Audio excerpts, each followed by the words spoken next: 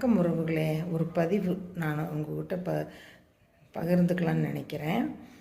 ஒரு sub registrar retired ஆகிடுறாரு. அவங்க பியூன்கிட்ட கூப்பிட்டு, இனிமேல் எனக்கு அறுசுவை உண்டி வேண்டாம், நான் சம்பாதிக்கலை, நான் இருக்கிறத வச்சு தானே சாப்பிடணும், அதனால் ஒரு நாளைக்கு சாம்பார் வச்சா, ஒரு நாளைக்கு புளிக்குழம்பு வச்சா, ஒரு நாளைக்கு மோர் குழம்பு வச்சா, அப்படி ஒவ்வொரு நாளைக்கு ஒன்று மட்டும் செஞ்சால் போதும் அப்படின்னு சொல்கிறாரு. சரிங்க எஜமான்னு சமையல்காரன் சொல்லிடுறாரு.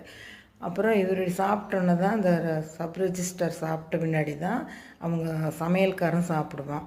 அப்படி ஒரு நாள் இவர் உள்ளே போகும்போது அவன் அறுசுவை உண்டியோட வடை பாயாசம் வச்சு சாப்பிட்டுட்ருக்குறான். இது என்ன எனக்கு முன்னாடியே சாப்பிட்ற, இவ்வளவு பலகாரம் செஞ்சு சாப்பிட்றேன்னு கேட்டதுக்கு அவன் என்ன சொன்னான்னா, சாமி நீங்கள் தான் ரிட்டையர்ட் ஆகிட்டீங்க, நான் இன்னும் ரிட்டையர்ட் ஆகலைன்னு சொன்னானா. உங்களுக்கு பிடிச்சிருந்தால் லைக் பண்ணுங்கள், ஷேர் பண்ணுங்கள், சப்ஸ்கிரைப் பண்ணுங்கள், பெல் பட்டன் அமுத்துங்க. இந்த நாள் எல்லோருக்கும் இனிய நாளாக அமையட்டும். தேங்க்யூ.